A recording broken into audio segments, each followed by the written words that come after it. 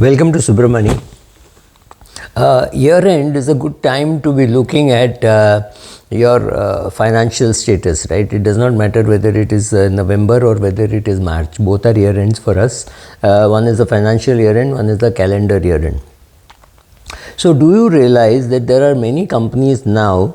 I recently spoke at one of them where they are willing to offer investment advice, right? So, I do not know whether it is good or bad, whether how many companies are doing that, whether your company is doing that, but at least go and find out whether there is something like this available. If you remember, every company used to have one doctor visiting every Friday or every alternate Friday, and that person would be available to you for asking any minor questions, and then if you have further complications, you could go to and meet a specialist. So this kind of financial advice is today available. So first of all, ask for it. Ask and find out whether something like this is available in your company. I recently spoke at two companies, and both those companies just organize a lecture. There is no permanently nothing available, but in some companies that I know, there is help available. So first ask for help. Maybe your company is providing it, maybe your building society has a group where you can ask about financial questions, or if anything, go and form your own club, right? Create your own WhatsApp group where you can ask each other questions and rope in some experts, right? Create your own financial club. There is nothing wrong in doing that. That's a very good way to educate yourself, because every week somebody will come and speak about something, some particular topic of making a will. Should we make a will, or should we give a gift of our property to our kids? Should we do a family settlement? What is the stamp duty implications, right?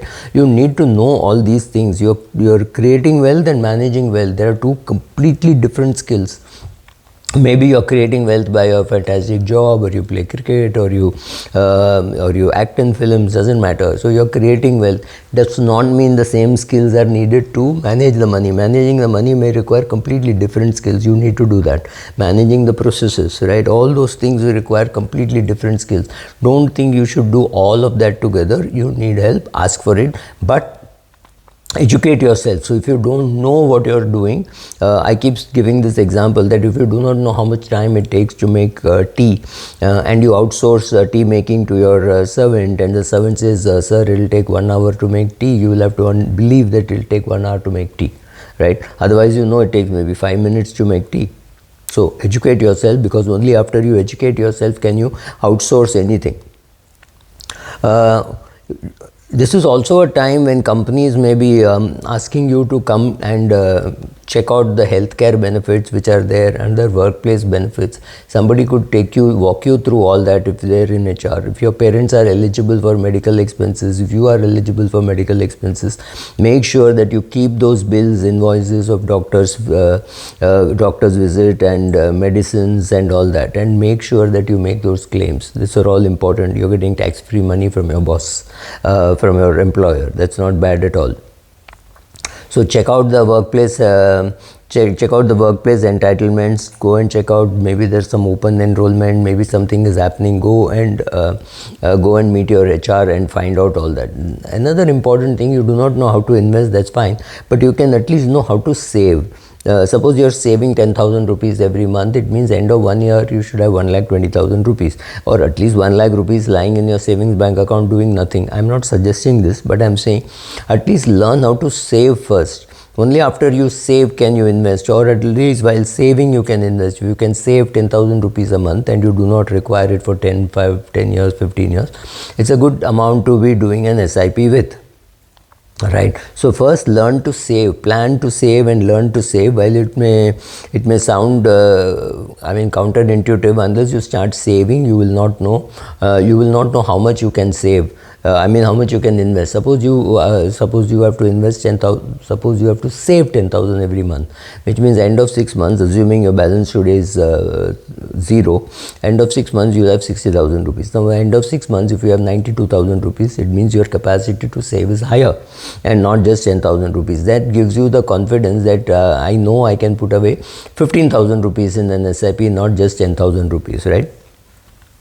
So do all this, take care of yourself, take care of your financial needs, make sure that everybody in your family knows what you're doing, right? There's no point that when you die the family doesn't even know that you had these mutual funds lying there. I recently heard of somebody who has got money lying in one mutual fund which they got by buying something, acquiring something, an existing company which had acquired something, and the person who's trying to withdraw it is the wife of the person who has died, and she's running from pillar to post. They're saying, oh, we think there's some lien on this, and she has no clue whether he has a loan, right? She's not even seen his CIBIL report as of now, right? So you get into a completely messy situation if you do not know all this. So it's important for you to know all this, not only for yourself but for your whole family, and more importantly for your parents, because their money may be lying in a very not very great way it is being managed, right? Suboptimal, as they say.